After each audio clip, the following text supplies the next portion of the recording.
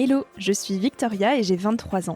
Chaque semaine, j'embarque mon micro jaune et je pars à la rencontre de personnes inspirantes pour poser mes questions sur ce qui fait nos vies, dans un monde où l'on se cherche et où on questionne notre avenir. J'espère qu'écouter le parcours et les conseils de ces personnes qui ont rêvé et osé faire de leurs rêves une réalité t'aidera toi aussi à avancer d'un pied plus sûr dans la vie. Alors je t'invite à emprunter un nouvel œil pour regarder le monde sous un autre angle, pour te recentrer sur ce qui est essentiel et sur qui tu es, pour t'aider à trouver ton chemin et surtout, à oser.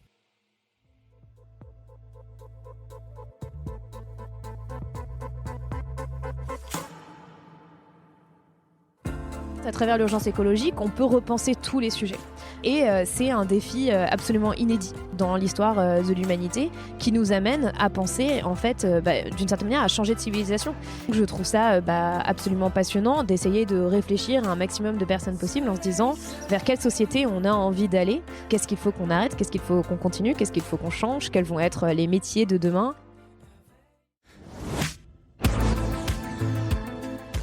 Les scientifiques du monde entier alertent sur l'urgence climatique et déjà, les conséquences sont visibles. 60 000 personnes en France meurent chaque année de la pollution de l'air. Un camion poubelle de plastique est jeté dans la mer toutes les minutes. Il fait 60 degrés en Inde et le GIEC alerte sur l'importance de revenir dès aujourd'hui à plus de sobriété dans nos sociétés pour inverser la tendance. Une fois que l'on sait tout ça, soit on s'engage, soit on tombe dans le déni. Paloma Moritz, elle, a mis son engagement au centre de tout. Elle enquête, questionne et informe sur les sujets d'environnement pour le média Blast. Vers quelle société avons-nous envie d'aller ? Tous les sujets sont à repenser à travers l'urgence écologique et c'est aussi, et surtout, une incroyable occasion pour sortir de la démesure et revenir à un minimum de sens dans nos vies. Pour Paloma, il s'agit de porter de nouvelles lunettes avec lesquelles aborder le monde, qui redéfinissent la place de l'humain au sein du vivant. Cette bifurcation fera qu'on sera un maximum de personnes qui ne perdront plus leur vie à la gagner. Parce que pour changer le monde, il faut d'abord changer son monde. Le premier éco-geste est d'avoir un métier qui contribue à construire la société alternative que l'on doit créer. Quel sera le tien ? Avec Paloma, on parle d'engagement, d'environnement et de vivant. Salut Paloma. Salut Victoria. Merci de m'accorder ce temps à Paris. On est dans un petit parc. Après, tu dois filer chez France 5. Donc, merci de m'accorder ce temps pour échanger avec moi. Tu es responsable du pôle écologie de Blast et réalisatrice. Tu utilises le pouvoir de l'information, de l'image et des récits pour changer le monde. Rien que ça. J'aimerais savoir quelle petite fille tu étais, Paloma. Est-ce que déjà tu avais cette conscience écologique, cette ouverture au monde ou pas du tout ? Est-ce que tu peux nous parler un petit peu de qui tu étais aux alentours de tes 7 ans ? De mes 7 ans, c'est précis, ouais. Disons. Je pense que j'ai, en tout cas de ce que m'ont dit mes parents, déjà même très jeune, quand je savais à peine marcher, que j'étais une enfant très curieuse. Que je me levais de mon berceau et que j'essayais de l'escalader, que je regardais partout, tout ce qui se passait tout le temps. Et ouais, autour de 7 ans, je pense que j'étais une petite fille assez créative. J'aimais beaucoup faire des chorégraphies avec une de mes sœurs qui a 1 an de moins que moi, donc on était très proches et on faisait des concours de chant, de danse, on faisait des petites pièces de théâtre, on écrivait des chansons. Donc j'ai toujours eu cette dimension un peu de parfois aussi vouloir m'échapper du monde réel à travers une sorte de monde imaginaire un peu différent et après je pense que ce qui est paradoxal c'est que j'étais à la fois assez timide, assez réservée et en même temps parfois très extravertie donc ça dépendait un peu des moments, je saurais pas trop comment l'expliquer, et avec beaucoup d'énergie. Souvent mes parents me demandaient d'aller faire plusieurs fois le tour du jardin pour me calmer tellement j'étais surexcitée à certains moments. Énergie que tu as toujours gardée. Voilà. Ouais, j'espère. Tu as fait beaucoup de théâtre. Alors, les Tréteaux Blancs, ça a joué un gros rôle dans ta vie. C'est l'école de théâtre qui a été pour toi, tu dis, une école de la vie. En quoi ça a construit la personne que tu es, cette école de théâtre ? Tu as même fait un documentaire sur ce sujet. Oui, en fait, les Tréteaux Blancs, c'est une troupe de théâtre qui joue pour les enfants malades dans les hôpitaux. Et c'est une école de vie parce que c'est une école qui apprend la tolérance et qui apprend à porter en fait un autre regard sur la différence.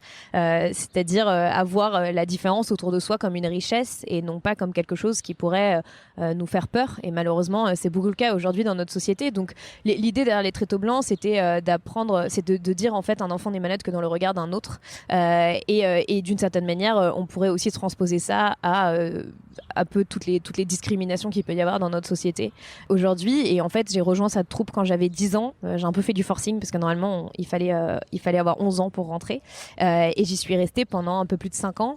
Et c'est une école qui m'a vraiment appris énormément de choses et notamment à grandir parce que c'est une école dans laquelle en fait on donne beaucoup de responsabilités aux enfants très jeunes parce que on s'occupe des décors, du maquillage, on porte tous nos tréteaux pour aller dans les hôpitaux, c'est nous qui montons la scène, etc. Donc déjà il y a une forme de responsabilisation et puis aussi de vivre des choses parfois pas facile parce que on peut être face à des enfants qui peuvent avoir des handicaps lourds ou des maladies très graves et voilà, et de comprendre que ça fait aussi malheureusement, très malheureusement, partie de la vie et que si on peut leur offrir une fenêtre sur autre chose, ne serait-ce que pendant 1 heure, eh bien c'est déjà quelque chose de gagné. Donc voilà, et puis je pense que ça m'a aussi un peu aidé à prendre confiance en moi parce que quand on monte sur scène, même si c'est pas forcément une scène de théâtre et que c'est plutôt un hôpital, on apprend aussi à s'affirmer, à porter sa voix, à parler fort, articuler, enfin voilà, toutes ces petites choses qui peuvent aussi être utiles derrière quand on devient journaliste. Tu as fait tes études à Sciences Po. Comment le journalisme est venu à toi ? Qu'est-ce qui t'a intéressé dans ce secteur d'activité ? Le journalisme, c'est venu très progressivement. En fait, disons que quand j'étais en 3e année en Californie, j'étais dans une université qui s'appelle UCSB à Santa Barbara. J'ai pris beaucoup de cours de cinéma, j'ai pris beaucoup de cours sur les questions écologiques, sur le changement social radical. On regardait des documentaires et tout. Enfin, c'était vraiment une année passionnante. Et j'ai pris aussi beaucoup de cours sur la question de la concentration des médias. J'ai regardé beaucoup de documentaires à ce moment-là. Et je me suis dit, c'était une intuition que voilà, l'un des grands enjeux de notre époque, ce serait l'information et la communication. Et que qui détenait le pouvoir de l'information, détenait un pouvoir immense. Et étant donné que la plupart de mes grandes prises de conscience, je les ai eues à travers des documentaires, eh bien, j'ai commencé à me dire à ce moment-là que j'avais assez envie de faire du documentaire pour donner pour créer des prises de conscience et donner envie d'agir.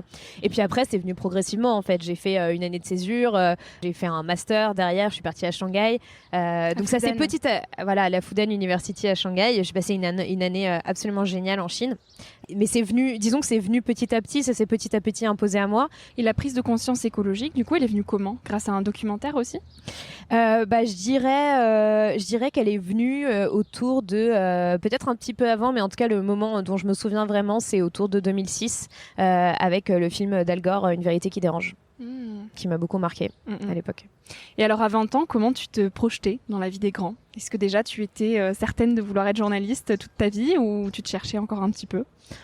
Je pense qu'à 20 ans, on est déjà grand. Ouais. Mais en fait, je pense que je voyais quelque chose de très international. J'avais vraiment un peu cette envie de découvrir le monde, de parcourir le monde et d'agir à l'échelle internationale pour aussi essayer d'avoir le plus d'impact possible. Je pense que j'étais assez vite un peu obsédée par le fait d'avoir de l'impact sur le monde, enfin de me dire que j'avais quelque chose à faire avec le monde. Et dans cette chose à faire avec le monde, en tout cas, je voyais plutôt un cadre international. Et bon, finalement, ça n'a pas du tout été le cas. Mais disons qu'à 20 ans, je pense que je me projetais plus. À l'époque, moi, je voulais faire affaires publiques à Sciences Po et essayer de passer le concours du Quai d'Orsay. Donc, je me projetais plus en diplomate qu'en journaliste. Mais bon, après, je pense que de toute façon, dans une vie, on se projette à travers plein de voies différentes. Et c'est ça qui est très difficile, c'est d'en choisir une seule. Moi, c'est quelque chose qui m'a toujours terrorisée. J'avais l'impression que dès que j'allais avoir mon bac en poche, on allait m'obliger à prendre une voie. Et je me disais, mais non, j'ai envie de vivre 1000 vies. Et comment est-ce que je peux vivre 1000 vies ? Et je pense que le journalisme est un des moyens de vivre 1000 vies. Tu parlais d'impact et de ta volonté d'en avoir. C'est quoi pour toi avoir de l'impact ? Et pourquoi tu as été animée par cette envie d'en avoir un ? Parce que je pense que quand on commence à prendre conscience du monde dans lequel on vit et de l'absurdité à certains niveaux de ce monde-là, de la société consumériste. Moi, je me souviens petite que parfois, au moment où j'ai réalisé qu'on était tous mortels, qui a été un moment un peu compliqué pour moi, je regardais des pubs pour la lessive à la télé et je me disais mais pourquoi est-ce qu'on nous vend la lessive alors qu'on va tous mourir? Ça n'a aucun sens. Et j'ai très vite eu ce sentiment d'absurdité vis-à-vis du monde et notamment aussi en comprenant toutes les violences qu'il y avait dans ce monde, les violences économiques, sociales, les famines, enfin voilà tout ce qu'on découvre quand on est plus jeune et qu'on se rend compte qu'en fait on a eu beaucoup de chance dans notre enfance de vivre de façon plus ou moins protégée. Et donc en fait à partir du moment où on voit ce problème-là, on ne peut qu'avoir envie de le résoudre. En tout cas moi je pense que c'est ma personnalité, c'est de me dire si je vois un problème je vais essayer de trouver une solution. Que ce soit d'ailleurs dans des choses très quotidiennes, dans mes relations avec les personnes que j'aime autour de moi, etc., que justement de façon beaucoup plus macro et méta, donc à l'échelle du monde. Après, on se raisonne un peu en se disant que clairement on ne va pas changer le monde. Donc c'est pour ça que parfois aussi on commence souvent par changer son monde avant d'essayer de changer le monde. Et je pense que c'est un peu ce que j'essaie de faire aujourd'hui et je le fais avec beaucoup d'humilité. Je sais très bien qu'à moi toute seule je vais pas changer le monde. Ce dont j'ai envie, c'est de créer des prises de conscience parce que je pense que ces prises de conscience elles sont libératrices aussi, que en fait le sentiment d'absurdité qu'on a par rapport au monde, il y a plein de personnes qui l'ont un peu en elles mais qui n'ont pas forcément les clés pour mettre des mots dessus et comprendre aussi à quoi c'est lié et du fait que c'est lié au système dans lequel on est et qui serait temps d'en changer. Qu'est-ce que tu trouves absurde dans ce système-là ? Ce que je trouve absurde, c'est que aujourd'hui, on est réduit en fait en tant que personne, en tant qu'individu, le plus souvent à des consommateurs. Et puis parfois à des électeurs quand il y a des élections et qu'on vient nous draguer, on va dire. Mais on ne nous laisse pas vivre, j'ai l'impression, toutes les dimensions de notre être.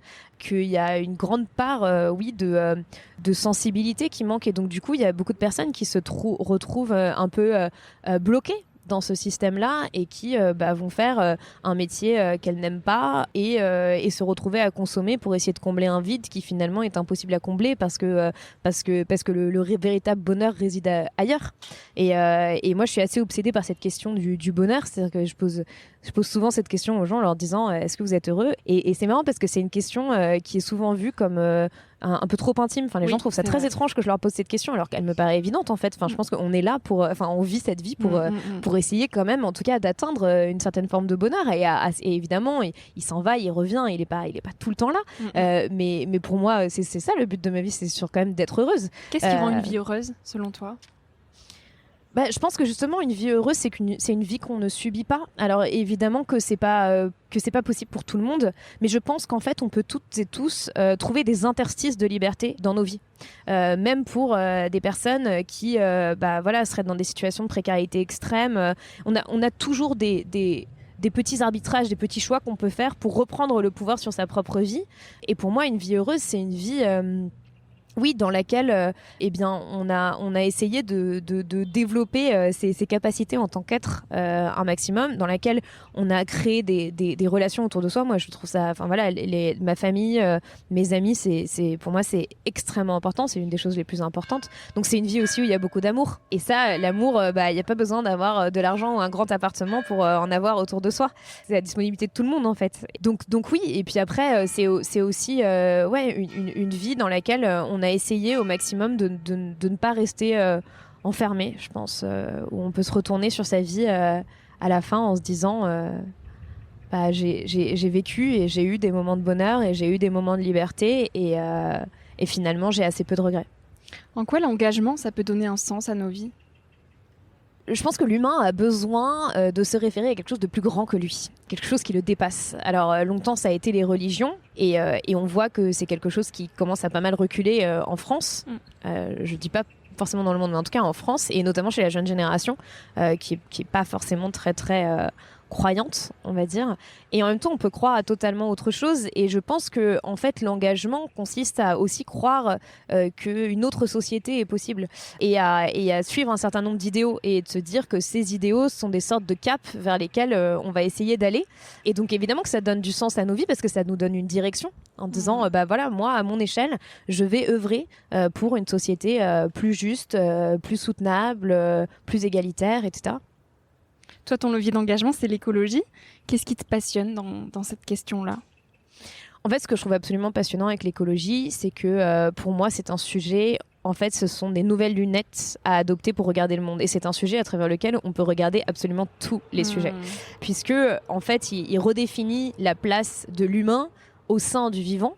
Donc il y a vraiment toute une question philosophique aussi, où on va essayer de déconstruire cette espèce d'opposition qu'on a faite au moment de la Renaissance entre nature et culture, en se disant que la nature était quelque chose à exploiter par les humains, était inférieure aux humains, alors que on a infiniment à apprendre en fait du vivant qui nous entoure, et surtout que la plupart des personnes, quand on leur demande quels sont justement les moments de bonheur qu'elles vivent, en général elles citent des moments dans la nature, hein, ce qui est assez marrant d'ailleurs, et donc en fait à travers l'urgence écologique on peut repenser tous les sujets, et c'est un défi absolument inédit dans l'histoire de l'humanité, qui nous amène à penser en fait d'une certaine manière à changer de civilisation, et donc je trouve ça absolument passionnant d'essayer de réfléchir à un maximum de personnes possibles en se disant vers quelle société on a envie d'aller, qu'est-ce qu'il faut qu'on arrête, qu'est-ce qu'il faut qu'on continue, qu'est-ce qu'il faut qu'on change, quels vont être les métiers de demain, et voilà, et de penser cette écologie aussi à différents niveaux, c'est-à-dire l'écologie personnelle, l'écologie au niveau de la société, l'écologie au niveau international. Et à travers ça, voir aussi tous les autres sujets, comme par exemple le féminisme, le racisme, etc. Comment tu l'imagines, la société de demain ? La société de demain, je l'imagine... en fait, j'imagine une société dans laquelle on est revenu à un minimum de sens, où on est un peu sorti de la démesure. Donc ça passe aussi, et c'est ce que disent la plupart des rapports prospectifs qui nous projettent vers une France neutre en carbone en 2050. Bon, c'est un peu un gros mot, mais ça veut dire qu'on émettra plus de CO2 en gros, ou en tout cas que les émissions qui resteront un tout petit peu seront compensées. Bref. Et donc en fait, dans cette France en 2050, ce qui revient beaucoup, et c'est ce que dit d'ailleurs le GIEC dans son dernier rapport, c'est que pour y aller, il va falloir plus de démocratie, plus d'égalité, plus de coopération, plus de concertation. Donc en fait, moi, je vois cette société de demain comme une société plus égalitaire, qui a plus de sens, qui va être plus démocratique, dans laquelle il y aura moins d'inégalités, il y aura moins de discrimination, et dans laquelle on aura redonné une véritable place au vivant et à l'humain, en fait. Et on aura permis d'avoir une vraie bifurcation qui fera qu'il y aura en fait un maximum de personnes qui ne vont plus perdre leur vie à la gagner. Tu parlais de changer aussi son rapport au monde individuellement. Qu'est-ce que toi, tu as changé dans ton quotidien à partir du moment où la conscience écologique a pris beaucoup de place dans ta vie ? Je dirais que ça a été progressif, mais après, c'est une question toujours un peu complexe, parce que malheureusement, aujourd'hui, on a tendance à un peu trop culpabiliser les citoyens, en disant les citoyens doivent faire leur part, etc. Et en même temps, en fait, tout le monde a son rôle à jouer. Et donc, en fait, comme chaque fraction de Doré compte, toutes les actions qui aident, qui vont dans le bon sens, doivent être prises, et tout le monde n'a pas forcément les mêmes moyens de temps ou d'argent pour les prendre, mais il y en a beaucoup en fait qui ne nécessitent aucun investissement, et je pense que c'est important de le rappeler. Maintenant, moi, ce que j'ai pu changer dans mon quotidien, en fait, c'est lié à ce que Corinne Morel-Darleux appelle la dignité du présent. C'est de se poser la question, en fait, pour chacun de mes actes, quelle est en fait la chaîne un peu invisible qui a permis cet acte pour moi. Donc, le fait d'acheter des chaussures ou des vêtements ou d'acheter telle ou telle chose dans un supermarché. Donc moi, ça fait plusieurs années que je vis selon une certaine éthique de la sobriété. Donc en fait, j'achète plus de vêtements. Ou sinon, si j'en achète parfois, c'est vraiment parce que j'en ai besoin, et je vais essayer de racheter des vêtements qui ont déjà été portés. Je mange plus de viande du tout. Bon, parfois je mange un petit peu de poisson. En fait, j'essaie simplement de réduire au maximum mon impact, de manière à me dire que je suis alignée avec mes convictions. En fait, c'est ça qui m'importe le plus, parce que je pense qu'on peut pas d'un côté dire voilà, il y a une urgence écologique absolue qui nous demande de transformer totalement notre société, et de l'autre prendre l'avion tous les week-ends pour aller à Barcelone manger des burgers. Ça marche pas en fait. J'imagine que tu dois aussi passer des phases assez compliquées, des phases peut-être d'éco-anxiété, à lire beaucoup de rapports. Tu dois passer une grande partie de tes journées à aller creuser les chiffres et les nouvelles actualités autour du climat qui sont très peu joyeuses souvent. Comment tu vis un petit peu ces découvertes? C'est sûr que c'est pas toujours facile. C'est pas toujours facile parce que je sens aussi une forme de responsabilité, une sorte de culpabilité à être celle qui annonce la catastrophe. Parce que voilà, j'essaie de faire mes vidéos, mes sujets avec une certaine lucidité, même si j'essaie d'y mettre un peu d'humour parfois. Bon, c'est un peu de l'humour noir, mais ça reste de l'humour quand même, ou un peu de cynisme. Et puis j'essaie aussi d'alterner dans les sujets que je fais pour ne pas que faire des choses plombantes, pour donner aussi des moyens d'action, pour avoir des approches plus sensibles. Et c'est ça aussi, je pense, qui m'aide à tenir. Mais c'est vrai qu'il y a des moments où c'est assez vertigineux. Je dois l'avouer. Il y a des moments qui sont très très durs parce que, en fait, quand on lit les rapports du GIEC, quand, par exemple, il y a pas longtemps, j'ai découvert cette information qui disait que si on dépassait les 2 degrés de réchauffement par rapport à l'ère pré-industrielle, 100% des coraux allaient mourir. Allaient disparaître. Voilà, c'est pour beaucoup de gens, peut-être que c'est une information qui les touchera pas, mais moi, c'est quelque chose qui m'a bouleversée parce que j'adore nager, parce que j'adore l'océan et parce que je considère que c'est l'un des endroits les plus beaux sur Terre et que je sais quel est le rôle primordial qui tiennent les coraux, par exemple. Et de la même manière, là, par exemple, en ce moment, je suis en train de préparer une vidéo sur ECOP, qui est un grand projet pétrolier de Total en Ouganda et en Tanzanie qui se fait au détriment du climat, des droits humains, de la biodiversité, et j'en passe. Et pareil, c'est extrêmement violent, en fait, d'interviewer des activistes. J'ai interviewé 2 activistes ougandaises qui ont à peine 18 ans et qui sont obligées de venir d'Ouganda en Europe pour dire, mais est-ce que vous pouvez, s'il vous plaît, arrêter de vous accaparer nos terres pour prendre du pétrole, faire du profit au détriment de nos vies et de notre avenir. Et en fait, dans ces moments-là, quand j'interviewe ces personnages, je me sens aussi très responsable en me disant, il faut que j'arrive à porter leur message pour plus de justice climatique, que j'arrive à tourner ma vidéo de manière à dire aux Français, oui, c'est en Afrique de l'Est et vous pourriez vous dire, ça ne me concerne pas, mais en fait, si, ça vous concerne. Les grands moments de découragement que j'ai, c'est en lisant des rapports scientifiques ou surtout en voyant en fait aujourd'hui l'impunité des multinationales qui continuent à brûler notre planète tranquillement et même de mettre de l'huile sur le feu sans que personne ne fasse vraiment rien pour les arrêter et que si on ne les arrête pas, si elles continuent à mettre des centrales à charbon partout, notamment en Chine, en Asie du Sud-Est, si elles continuent à faire des forages pétroliers, à faire de l'exploitation gazière, en fait, on ne va pas s'en sortir. C'est ça ce qui m'inquiète en fait le plus. Tu restes optimiste, en toute honnêteté, ou pas? Ça dépend, optimiste pourquoi. Je pense qu'il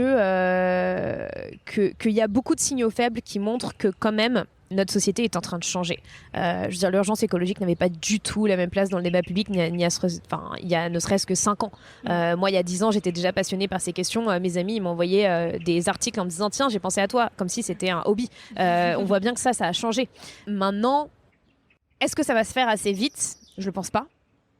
Mais d'une certaine manière, la raison pour laquelle il faut continuer de se battre, c'est parce que chaque fraction de degré compte. En fait, chaque espèce sauvée, végétale ou animale, c'est déjà une victoire. Et que du coup, à partir de là, moi, ce qui me donne en fait de la force pour continuer à me battre, c'est de me dire qu'il n'y a aucun combat qui est vain. Et que tout ce qu'on peut sauver, il faut le sauver, et que chaque fraction de degré de réchauffement qu'on peut empêcher, il faut l'empêcher. Et donc à partir de là, on a toujours en fait une raison de continuer à agir. Et donc les personnes qui disent oui, mais de toute façon c'est foutu, ces personnes-là ne se rendent pas compte de la différence entre foutu et carrément foutu. C'est-à-dire en fait un monde à plus 2 degrés, c'est vraiment pas le même monde qu'un monde à plus 3,2 degrés. Ça n'a rien à voir. Et donc il faut vraiment tout faire pour ne pas arriver à ce monde à plus 3,2 degrés. Parce que par exemple dans un monde comme celui-là, des canicules comme on en a eu en 2003 en France, on en aurait tous les 2 ans. Et en fait tous les impacts qu'ont aujourd'hui le dérèglement climatique sur les humains à travers le monde vont être de plus en plus violents. Et en France, on va aussi le vivre de façon très très claire et concrète, quoi. S'il y a un message que tu devais porter au monde là aujourd'hui, ça serait lequel ? Arrêtez de faire n'importe quoi. Ouais, ce serait d'arrêter de marcher sur la tête, en fait. Vraiment. Moi, quand je suis consciente, je suis sur l'urgence écologique, mais je suis quelqu'un de aussi très engagé sur les questions démocratiques, sur les questions féministes. Mais tout est relié finalement. Et tout est lié de toute façon, mais en fait, quand je vois tout ce qui se passe, je me dis mais c'est pas possible. c'est pas possible, on marche sur la tête. Et donc ouais, j'aurais envie de lui dire d'arrêter de marcher sur la tête, d'arrêter de faire n'importe quoi. Et je sais pas comment le dire, je sais pas comment en fait on peut arriver à créer des prises de conscience pour que tout le monde se dise bah oui évidemment, c'est absurde. En fait, on va arrêter de mutiler des jeunes femmes. On va arrêter d'emprisonner des résistants à un régime. On va arrêter d'empoisonner telle ou telle personne. On va arrêter d'arrêter les journalistes. Et j'en passe. Oula, on a failli se faire attaquer par un oiseau là. Il y a encore des oiseaux, ça c'est quand même pas mal. Bah, déjà, oui. Et du coup, toi, individuellement, comment tu vis ça aussi? Parce que t'as un tel engagement et puis en plus c'est ton métier, que ça doit être compliqué de trouver la frontière entre te préserver toi-même, passer du temps, comme tu disais, avec les personnes que tu aimes parce que c'est ce qui te rend heureuse, et arrêter de trop y penser, arrêter de vouloir trop agir peut-être parce qu'on n'agit jamais trop, et donc j'imagine, enfin tu vas nous le dire, mais que y a des moments où tu dois avoir du mal à couper parce que tu vois toujours ce qui reste à faire, que tu as envie d'aller aider ces Ougandais avec le projet ICOP et donc d'enchaîner les actions et ci et ça et de répondre au oui partout. Mais toi, comment tu trouves un équilibre pour rester bien ancré et te préserver? C'est la grande question. Je pense qu'on est beaucoup dans ce cas-là à essayer de trouver un équilibre. Après, moi, je ne peux pas mettre pause sur le monde et comme le monde m'intéresse et que j'ai envie d'essayer de faire bouger les lignes sur un certain nombre de sujets, oui, j'ai pas un métier où je ferme mon ordinateur et puis je pense à autre chose, je rentre chez moi et puis ça recommencera que le lendemain matin. Quand j'écris une vidéo, j'y pense souvent, j'en parle aux gens autour de moi, j'écris dans ma tête dans la rue en me disant ah tiens ça c'est une bonne formulation, je le mettrai, je pense à un extrait, à quelque chose, et en même temps moi c'est pas forcément quelque chose qui me dérange parce que je suis passionnée par ce que je fais.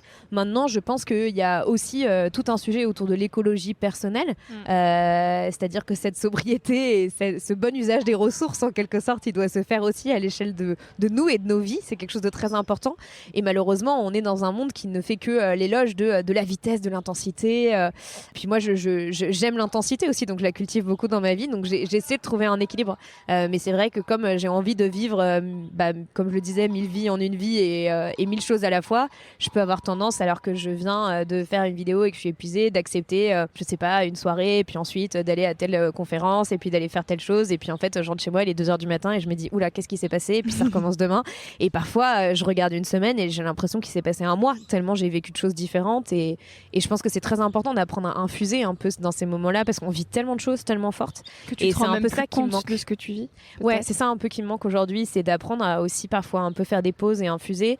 Après j'essaie de méditer au maximum, ça m'aide un peu à faire le vide et puis le yoga aussi ça m'aide pas mal et puis parfois et puis la lecture en fait vraiment c'est un peu mon curseur, c'est-à-dire que les moments où je lis plus je sais que c'est des moments où ça va pas trop et je me dis là il faut que tu te remettes à lire. Mais donc tu lis quoi important. Plus des romans, quelque chose qui t'évade ou encore des livres autour de l'écologie? Ah bah les deux mais quand je parle de lecture je parle plus de lire des romans évidemment ouais. Parce que je pense que c'est aussi hyper important parce que à force d'être dans cette forme d'hyper réalité en permanence et d'être le plonger dans l'actualité et une actualité qui est pas des plus joyeuses, on en perd aussi une part d'imagination et je pense que c'est hyper important même en tant qu'adulte de continuer à cultiver son petit monde intérieur, son imagination et de continuer à rêver en fait aussi un peu.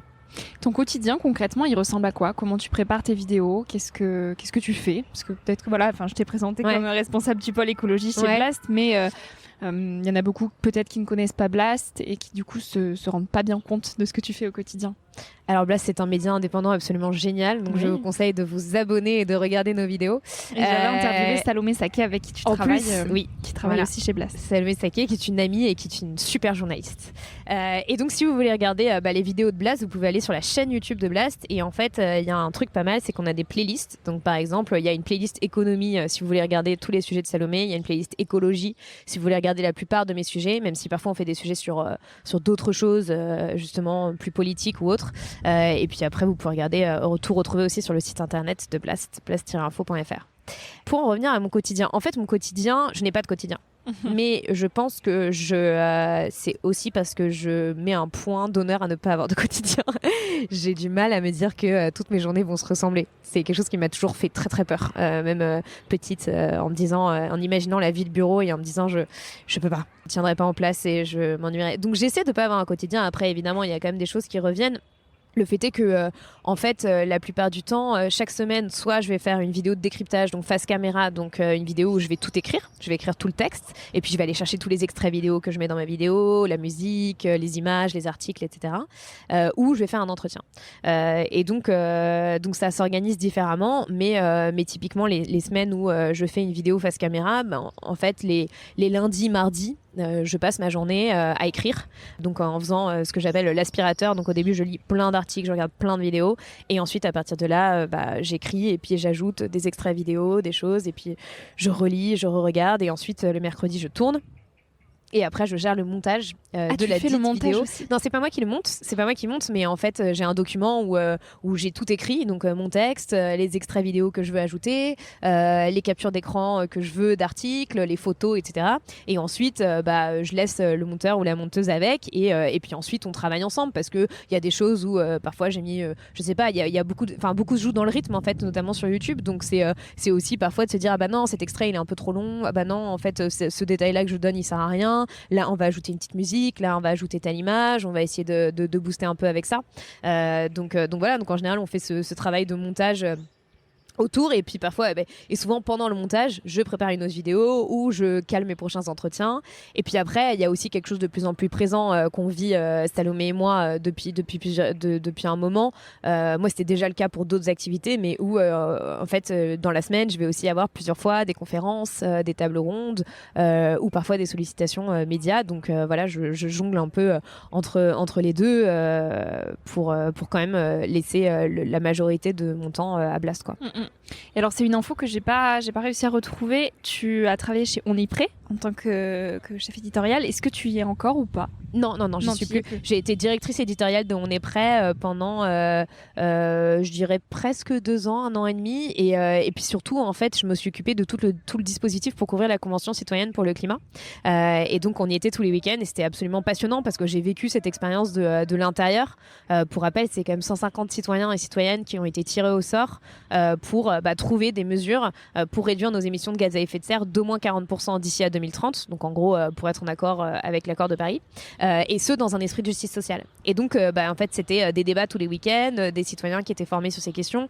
Moi, il y en a beaucoup avec qui je me suis super bien entendue parce que je les interviewais très souvent, donc j'ai vraiment suivi leur évolution. Et ça montre que, en fait, les expériences comme ça marche. La démocratie délibérative, ça marche. Et que si on fait le pari de l'intelligence des citoyennes et des citoyens, on se retrouve avec des mesures qui sont ambitieuses, intelligentes et justes pour tout le monde. Et c'est dommage que ce travail-là ait été totalement détricoté par la loi climat du gouvernement. C'était d'ailleurs mon premier reportage pour Blast qui racontait ça, comment les lobbies et le gouvernement ont saboté la loi climat. Comme ça que j'ai commencé à travailler avec On est prêt, et sur leur chaîne YouTube, en fait, on faisait un petit format qui s'appelait le Dézap, et donc chaque week-end, je faisais un petit reportage de 15 minutes pour décrypter ce qui s'était passé pendant le week-end. Et donc tu vis beaucoup de choses intenses, et tu nous disais que parfois tu avais du mal à infuser tout ce qui se passait. Est-ce que la Paloma de 10 ans, elle est fière de celle que tu es aujourd'hui? J'en sais rien. J'espère qu'elle l'est. Peut-être qu'elle se dit que j'ai pris une voie un peu trop sérieuse en quelque sorte, qu'elle aimerait bien que je sois un peu plus créative et que je sois en tout cas, après je considère que mes vidéos c'est de la création, mais peut-être qu'elle aimerait que je fasse quelque chose d'un peu plus fantasque, mais pourquoi pas un jour. Il y a plein de choses que j'ai envie de faire, et j'ai pas, moi au début par exemple j'aimais pas qu'on me dise que je suis journaliste, parce que j'avais pas envie d'entrer dans une case, et j'ai envie de dire je ne suis pas que journaliste, je peux encore être d'autres choses. La folle qui a toujours pas compris qu'elle pouvait pas vivre 1000 vies en une vie, mais non, mais c'est vrai, cet aspect de création il est hyper important pour moi. Je l'ai beaucoup trouvé à un moment dans le documentaire, en tout cas un peu, qui laisse quand même plus de temps qu'une vidéo par semaine pour vraiment créer, mais c'est quelque chose qui est très important pour moi, donc ouais, je pense qu'elle serait, en tout cas elle dirait pas tu fais absolument n'importe quoi, mais peut-être qu'elle dirait bon, quand même n'oublie pas ça. Dernière petite question, Paloma, la question signature du podcast. Quel conseil tu voudrais donner aux jeunes d'aujourd'hui qui nous écoutent? De croire en leurs rêves. Non, c'est super bateau. Non, mais on le dit jamais trop. Ouais, mais c'est vrai, en fait, moi je demande souvent aux personnes que j'interviewe, ou même aux personnes que je rencontre, qu'est-ce que tu voulais faire quand tu étais petit? Et souvent, en fait, la réponse n'a absolument rien à voir avec ce que la personne fait aujourd'hui. Et je pense que c'est important, en fait, de garder ça en tête et de se dire pourquoi je m'en suis éloignée. Et parfois, on s'en est éloigné pour des très bonnes raisons d'ailleurs, mais parfois, les raisons sont pas si bonnes. Et on aurait en fait la possibilité de revenir à ce rêve initial, à cette envie initiale. Donc en fait, le conseil que je peux vous donner, c'est de ne pas trop vous éloigner de votre enfant intérieur et de pas trop vous éloigner de vous-même, en fait, tout simplement. Parce que moi, c'est ça que je constate beaucoup autour de moi. C'est des gens qui sont en fait éloignés d'eux-mêmes. Et voilà. Et puis après, de croire aussi que d'essayer d'avoir de l'espoir, même si c'est très dur en fait, et que être jeune aujourd'hui. C'est quand même une expérience assez vertigineuse parce que l'avenir est tellement incertain. On vit tellement des crises cumulées les unes aux autres, entre la pandémie, l'urgence écologique, la guerre en Ukraine. Enfin, c'est dur. Et donc aussi d'accepter le fait que c'est dur et de pas forcément s'en vouloir parfois, de pas être capable d'affronter toute cette violence et d'avoir des moments des coups de mou. En fait, c'est normal et c'est humain d'en avoir, mais aussi de se dire qu'il y a aussi plein de belles choses à faire et de pas forcément se laisser aller aux voies toutes tracées. Et donc vraiment prenez les chemins de traverse, je vous en prie, et ne rentrez pas dans les cases qu'on a préparées pour vous si vous avez envie d'en déborder, mais débordez autant que vous voulez. Et ça me fait penser à l'intervention qui est sortie là des étudiants d'AgroParisTech qui appellent à déserter et qui est hyper puissante. Et je pense que c'est ça en fait. On peut tous résister à son échelle, à sa manière, et proposer d'autres voies possibles. Donc vraiment, je vous invite à faire ça. Merci beaucoup Paloma pour tous ces partages. Merci à toi d'avoir écouté l'épisode jusqu'ici. Si ce moment t'a plu, je t'invite à le partager, à laisser quelques étoiles sur iTunes ou Spotify, ou à faire une story sur Instagram pour que je puisse te repartager. En attendant de se retrouver lundi prochain, tu peux me suivre au quotidien et m'écrire sur la page Instagram Nouvel Oeil. Sur le site internet www.nouveloeil-podcast.com, tu pourras aussi t'abonner à ma newsletter. J'y partage des inspirations, des nouvelles, des astuces et des petites choses qui font notre quotidien. Je te dis à la semaine prochaine pour de nouvelles aventures et en attendant, savoure la vie comme il se doit et fais des choses folles.